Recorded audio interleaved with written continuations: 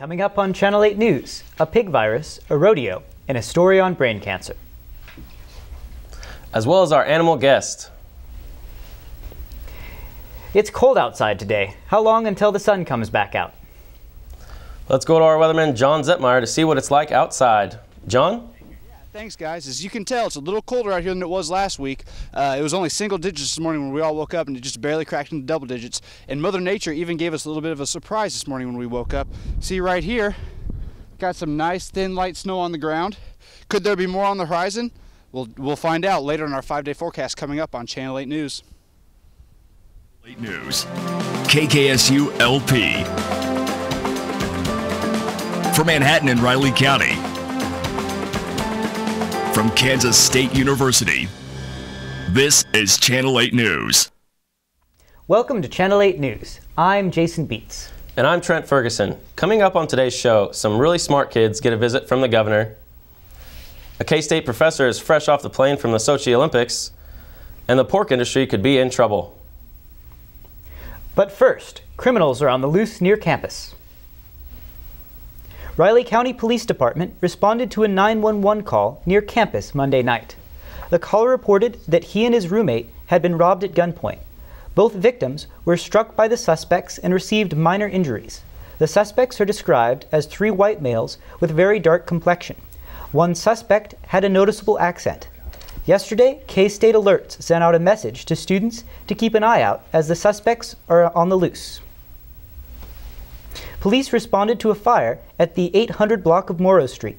Emergency crews arrived at the scene of a car fire. Approximately 5 minutes later, a fire was reported at an apartment located at 801 Morrow Street. Within the next 45 minutes, police and fire officials received complaint of an additional fire at 823 where another vehicle had been ignited. The pork industry has been hit hard by a virus that has only recently come to the United States. Channel 8 reporter Kathy Dahl visited a local farmer to discuss the issue. Porcine epidemic diarrhea, or more commonly referred to as PED, made its first appearance in the United States in April of 2013 and has now spread to more than 24 states and Canada. It's a new kid on the block. It's a new virus. Roy Henry, owner of Henry Pork, is so concerned with the spread of viruses that he built a $200,000 barn to bake his transport trucks in. It's a very strong virus. It moves very easily. It takes a very small amount to infect. And so it's a bad one. As the virus continues to ravage the pork industry, University of Minnesota research shows that PED can survive for extended periods of time in extreme cold. PED can be devastating to hog producers as piglet mortality can reach 100%. Roy Henry runs a 20,000 head hog operation and is so concerned with the spread of viruses he would not allow Channel 8 cameras to enter his barns, but allowed a glimpse from the doorway. It's very devastating to the pigs, yes. And it's very difficult for the caregivers that have to deal with it every day. PED virtually destroys the intestines of young piglets. This is the picture of a healthy intestine, but this is the picture of an intestine infected with PED, where foods cannot be absorbed. While pork producers are reeling from the effects of this devastating virus, according to Dr. Steve Dreetz at Kansas State University, it is important to remember that there are no health implications for people. One thing about this virus is it has no human health implications. It doesn't infect humans, doesn't affect humans, so eating pork is safe. It's important to remember that eating pork is still safe, but that the industry is in trouble. More than 7 million pigs have already died from this disease. What does this mean for consumers, for people who like bacon and pork chops? Well, expect to see prices jump in the grocery stores and at your favorite restaurant. Wow, this is terrible, and it doesn't sound like it's going away anytime soon. But we can't stress enough, humans cannot get sick by being near pigs or by eating any pork products. The Woodrow Wilson Wolves howled when Governor Brownback came to present the Governor's Achievement Award. This award is offered to schools in Kansas who place in the top 80% in math and reading scores and are in the top 5% of all elementary schools. Principal Deb North compared winning this award to taking home the gold medal in Sochi. She couldn't stress enough what a wonderful team of educators she has at Woodrow. Both North and Brownback understand the value of early education.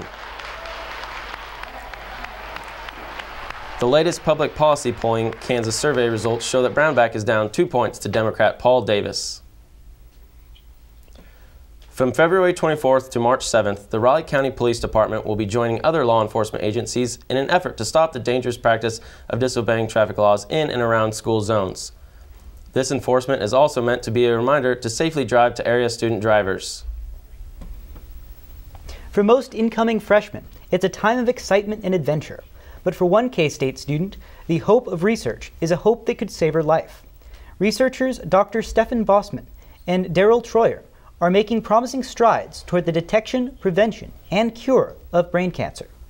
Carly Gassman, a K-State student, isn't dreading midterms and quizzes, but is grateful for her professors here. Professor of chemistry at Kansas State. We have developed nanovesicles, which are capable to be transported over the blood-brain barrier and reach gliomas. This is brain tumors, and the main idea is to get chemotherapeutic drugs into these tumors. We specialize in cell-based therapy. This means we are using defensive cells which are attracted by tumors. Tumors basically tell defensive cells, come to me, and so we are designing nanoplatforms which are taken up by these defensive cells. I was always interested in nanomaterials, and we have developed nanomaterials to a point where we can tailor nanomaterials. Now they are functional, and we have to ask ourselves, what do we want them to do? And Dr. Troyer, as my principal collaborator in campus, he has the medical experience, and together we are looking for suitable targets, and we usually focus on cancers like gliomas, meaning brain cancer, or pancreatic cancer, for which no treatment is available, and trying to make a difference in patients' lives. I had my first surgery my junior year of high school. I was having headaches for a week, and the first one woke me up, so my mom figured something was like wrong. So we went to the emergency room after a week, and they found something on the scan. So I was sent to Kansas City, KU Med, to get my first surgery done. So over Christmas break, I had my fourth one, and now I'm on a chemotherapy that I take. It's a pill. I take it every 6 weeks with a new medical food that's called Gliaxel. For the first 3 tumors, I had grade 3, which isn't cancerous, and then the third one I think was like a mix of 3 and 4, and then this last one was completely 4, which means it was cancerous. I worry about my parents now because they're paying like 4 craniotomy surgery like bills, and it's like not cheap, and then my Gliaxel is so expensive and my chemotherapy is expensive, so, and I'm going to school right now, and then next year my brother's going to, so I just worry about them, and like, because we never had to worry about money now, or then, and now we do kind of. So yeah, it would mean a lot, especially to my family. Carly Gassman is in remission right now, but continues to take chemo pills. She's excited about what Bossman and Troyer are undertaking. They were recently given a $1.3 million grant from the National Science Foundation to further their and others' research here at K-State. We're going to take a quick break, but coming up next, a special guest from Sochi and the K-State Rodeo. This and more. So stay tuned. Who is going to help safely feed 9 billion people in the year 2050? Who will design sustainable cities that can flourish? Who is going to shed light on dark matter and origins of the universe? Where will we teach the scientists who will engineer our future? At one of the world's top research universities, Kansas State University. Kansas State University's PowerCat Financial Counseling presents SALT, a game-changing financial tool. It's simple, useful, and best of all, free for K-State students and alumni. SALT provides personal money coaches, help with student loans, and a wide range of career opportunities. Go online to kstate.edu/SALT and see what SALT is all about. Get money smart today. Choose your direction and navigate the road to success. Discover opportunities. Make connections. Reach your destination. Earn a degree online from Kansas State University. Choose your direction. We'll help navigate. Where do I want to cut them off? K-State's Union Program Council hosted the 6th annual season of Dancing with the K-State Stars in McCain Auditorium. 9 couples signed up to perform music from a variety of generations, ranging from the raging 60s to the present day. Caitlin Long and Isaac Spear practiced their routine representing the 80s. The couples created their own routines and practiced for several weeks. Even with a couple of snow days hindering rehearsals, the couples continued to work hard to be sure the Kansas State community could see them perform. The student video production group, Wildcat Watch, visited each couple's rehearsals to capture footage. To see the full rehearsals, check out Wildcat Watch's Facebook, YouTube, and Twitter pages. Be sure to follow them for future updates and more videos. For the past 2.5 weeks, all eyes have been on Sochi, Russia, during the Winter Olympics. The best of the best were in Sochi for the Olympics, and not just the best athletes. It takes a lot of talented people to put on the Winter Games. Morgan Hulsman has more. Kansas has had several ties to the Winter Olympics this year, and as we mentioned earlier, the skeleton racer Katie Eulander is from Western Kansas. But she wasn't the only one from Kansas involved in the Olympics. A K-State music instructor was a part of the production team for the opening ceremony. Take a listen to what he has been working on for the past month in Sochi.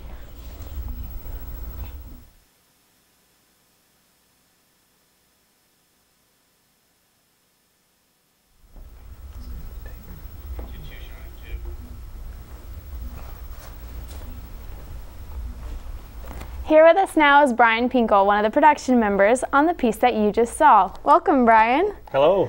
So, you couldn't tell us during the Skype interview what exactly you were there doing, so fill us in, tell us everything that you couldn't then. Sure. I was manager of performance, operations, and direction, which essentially means I was, in a way, I'm a glorified wedding planner, in a way. And I, behind the scenes, before the event, I was a music director, so I helped to teach pieces, conduct pieces, those kinds of things. Okay, and I know everybody's wondering, everybody saw the glitch with the Olympic ring. How did that make you guys feel? I know there was probably several glitches we did not see, so tell us a little bit about those as well. Sure. Well, just like with any live performance, there's a lot of things that go wrong, a lot of things that go right, and that's just part of live performance. But yeah, I was part of one of the segments I was responsible for was that segment. So in a way, I was devastated when it happened, and I was trying not to be depressed because that was at the very beginning of the show. So. Yeah, you just, when something bad happens, you just have to move on. And thankfully, I'm a musician, so I wasn't part of the mechanical production team. And you also mentioned how you're excited to get back to your students. How has it been being back with all of them? Oh, I miss them so much. The work ethic in this part of the world is so splendid. For me to be a part of this university and live in this part of the world. Being over in Russia has its problems, and you know, some of those things are cultural differences, and so over this time that I've been away, I've come to realize just how well my students work and how passionate they are and how much time they give to their passion. So I'm extremely excited to be back and working with them again. Awesome. And we want to thank you so much for being here, your experience, and sharing everything with us. And now you can experience the basketball games live. You don't have to watch on TV anymore. That's true. Thank you very much, Brian. Great, thank you. We're going to take a break and be right back with a special guest from the Humane Society. Look at me. I'm so cute and cuddly. I'm also very charming. I'll tell you what you want to hear and sweep you off your feet. I'm also spontaneous, maybe a little erratic at times. I take risks most people wouldn't, but that makes me fun. I'm also very persuasive. I can convince you to do something you'd never dream of doing. And you'll love my stories. I usually stretch the truth a little bit, but you'll believe me because I'm such a good liar. I'm never wrong, and I never feel guilty. I always win, but just look how cute and innocent I look. I can fool you, your parents. I can even fool your friends. Trust me.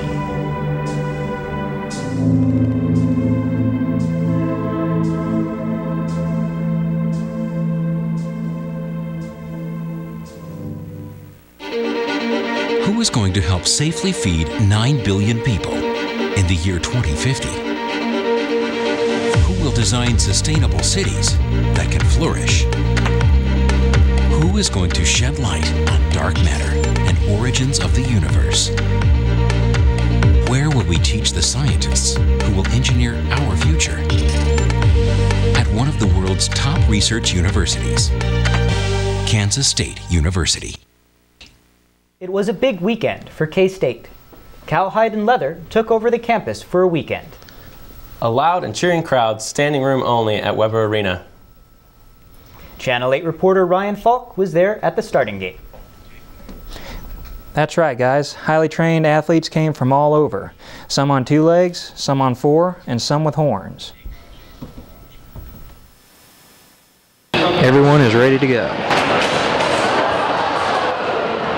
Some of the participants seemed a little more ready than others.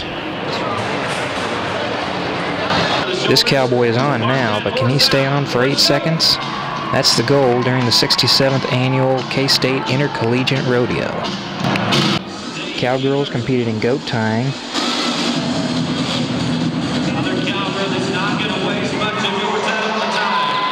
Bull riding was for the cowboys. It is not an easy sport, and it is easy to see why. The clowns are there for the safety of the riders.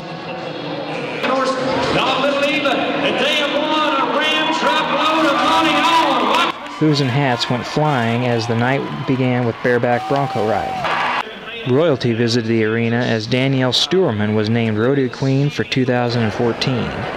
But rodeo queens aren't just runway models. This one is on horseback, corralling calves. K-State had a pretty good weekend with Tanner Bruner winning the top spot in steer wrestling and Shelby Leonard winning in goat tying and in the all-around women's competition. That is a tough and hard sport, Ryan. Well, I'm a big fan of westerns. It's one of my favorite genres to read and write about, so this was great to watch. Rodeos have a huge following with people rooting for their favorite riders as much as they would for their favorite football player. Those professional riders have to start somewhere. Kansas State University police indicate that a Manhattan resident tried to steal a horse during the K-State Rodeo this past weekend. The horse was recovered, but Monty Johnson faces several charges. Johnson is facing felony theft, battery, and battery against a law enforcement officer. His bond was set at $6,000. A report for cruelty to animals was filed in the 800 block of Brockman. The incident involved an unknown subject shooting several BB gun pellets at 6-year-old miniature Doberman Pinscher. A report was also filed in the 300 block of Broadway because of unacceptable conditions for several domestic pets. What do you think of this issue? Well, as a member of the Humane Society here locally, we deal with animal cruelty quite a bit. We are not able, we don't have the ability to investigate cruelty reports ourselves. We don't have a cruelty officer within the Humane Society, but we're able to direct people in the public who inquire through us about the different concerns that they have regarding animal welfare and neglect. We're lucky enough to have a cruelty investigator through the local animal shelter, an animal control officer here in Riley County, but we're not so lucky in some of the more rural counties in Kansas. Was this little guy part of animal cruelty before he came to you? Not as far as we know. This is Marcus. He's about 3 or 4 year old neutered male cat. He actually came to us from the Salina shelter, and we work quite a bit regionally with other animal shelters and humane associations to try and find homes for adoptable animals all across Kansas and even across state lines. He's vaccinated, microchipped, and a really friendly, good guy. So we don't really know his background prior to coming to us. Now, I imagine that you probably have run into some pretty bad cases. Are those just heart-wrenching to deal with as someone who loves animals? Definitely so. It's never easy to deal with or learn about, no matter how long you are involved in caring for animals and in humane associations. And you know, there's so many things that go unreported and unpublicized, and so we only oftentimes hear about the more severe cases. So if you can imagine, just constantly we're dealing with reports, even of a smaller nature, that are just as important. What do you think the best thing to do to help make people aware and not abuse animals, if you know what I mean? Sure. We have an educational unit within the Humane Society, and we have some pamphlets and things. We try to do a lot of education to the public, and we start from the ground up in elementary schools with young children. But really, the laws are kind of the fundamental aspect of animal welfare, and so talking to your legislature and your representatives and getting involved that way is extremely important from a foundational kind of standpoint. Okay, well, thank you, Jessica, and thank you, Marcus, for coming in and talking to us about that. And also thanks for helping out all the animals from all of us animal lovers out there. Oh, well, thank you so much for having us. Now we're joined by our weatherman, John Zetmeyer, who will tell us what to expect in the week ahead. Yeah, guys, as we kind of saw outside, there's a little bit of snow on the ground, but the sun is up. So let's go ahead and take you outside right now. We got clear skies going on, but we have a few clouds. But just because we have clear skies does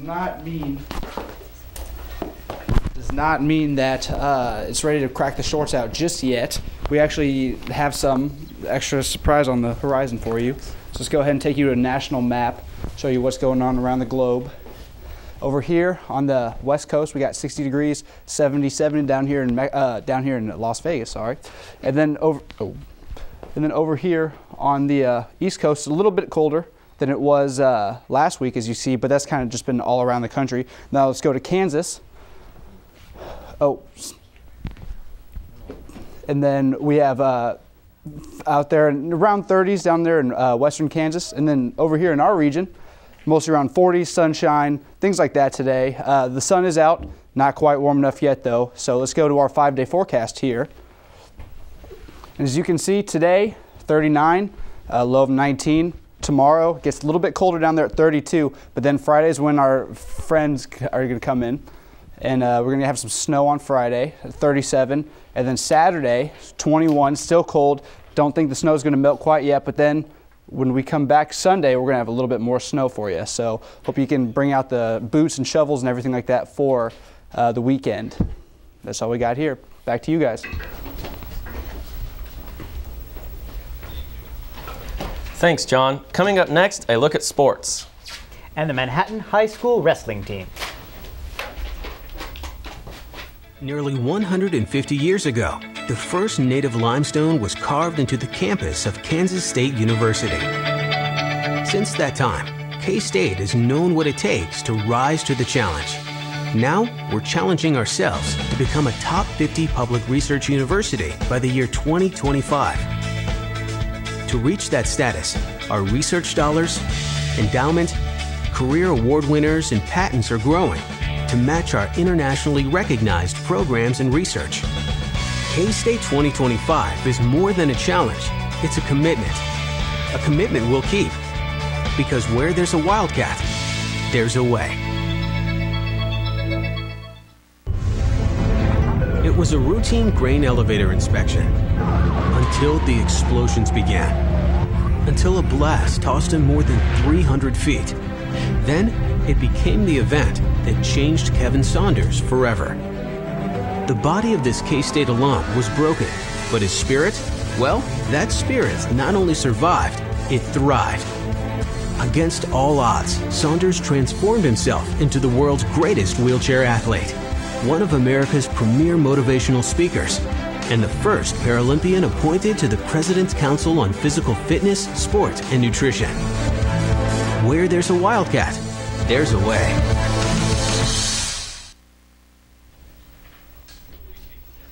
It's time for sports with Lindsay McNary. Lindsay, what's new in the world of sports today? Well, it sure has been a crazy week for K-State sports. Let's start off with some men's basketball. Bramlage Coliseum was exploding with excitement as the K-State men took on TCU. The Wildcats beat the Horned Frogs 65-53 in a highly contested matchup. Then the men took the trip down south to Norman, Oklahoma. Not a happy ending there when the men ended up losing to the Oklahoma Sooners 86-73. But on my birthday, Texas Tech hosted the K-State Wildcats. K-State won a nail-biter by the score of 60-56. And now a look at our Wildcat women. The ladies played at TCU but are still struggling on the road and ended up on the short end of the scoreboard 64-44. The Lady Cats then took on the Mountaineers of West Virginia and Bramlage. Even with a strong game, the Wildcats fell to the 13th ranked Mountaineers 61-40.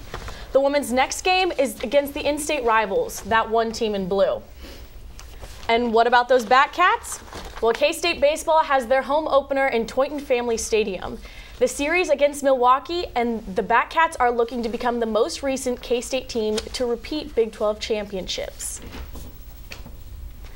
The heat is on and the mats are out, and state is around the corner. Is sending 12 boys to state at Hartman Arena in Wichita. Freshman Mason Wallace, who took first in his weight class at regionals, feels pretty good about his chances at the tournament. I'm ranked 2, and the kid that's ranked 1 is on my side, and I'll have him in the semifinals. I just got to go down with it. Okay? Coach Gonzalez compares this group of guys to the 2012 state championship team. That's what's going to happen Saturday. Exactly right there. And this team has just been very workmanlike, has come in, and they've performed at a white-collar job. I mean, they've done it winning. And I would say blue-collar, but that means they're not making very much money, but they're white-collar and they're winning at a high level. The wrestlers will be sent off by their supporters and will load up on the bus for their quest for a state championship. Well, that's all I have for you guys today. Thanks, Jason and Trent. It's been a blast. But you gotta love those Wildcats, even with the great birthday present from men's basketball. Thanks, Lindsay. It's always a pleasure to have you with us, and happy birthday. Thank you. Thanks, Lindsay, and happy birthday. And our listeners can catch you on the Wildcat 91.9 reporting sports as well, can't they? They sure can. Be sure to stay tuned. We'll be right back.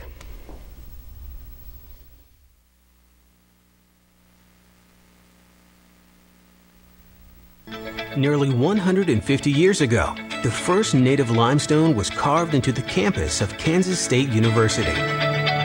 Since that time, K-State has known what it takes to rise to the challenge. Now, we're challenging ourselves to become a top 50 public research university by the year 2025. To reach that status, our research dollars, endowment, career award winners, and patents are growing to match our internationally recognized programs and research. K-State 2025 is more than a challenge, it's a commitment. A commitment we'll keep. Because where there's a Wildcat, there's a way. It was a routine grain elevator inspection until the explosions began. Until a blast tossed him more than 300 feet. Then it became the event that changed Kevin Saunders forever. The body of this K-State alum was broken, but his spirit, well, that spirit not only survived, it thrived. Against all odds, Saunders transformed himself into the world's greatest wheelchair athlete, one of America's premier motivational speakers, and the first Paralympian appointed to the President's Council on Physical Fitness, Sport, and Nutrition. Where there's a Wildcat, there's a way. Let's take one more look at weather with weatherman John Zetmeyer. Yeah, thanks guys. We're out here, as you can see, the sun's still out. It's a bit breezy and it's still cold. Still a little bit of snow on the ground. Not quite as noticeable as it was this morning, but it is there. And as we heard earlier, there's more coming Friday. So stay tuned for some of that. Back to you, Jason and Trent. Well, that's all the time we have in this edition of Channel 8 News. You can find us on Facebook at Channel 8 News KSU and at Channel 8 KSU on Twitter. For John, Lindsay, Morgan, and the rest of the Channel 8 News team, thanks for watching. Join us for next week's edition of Channel 8 News.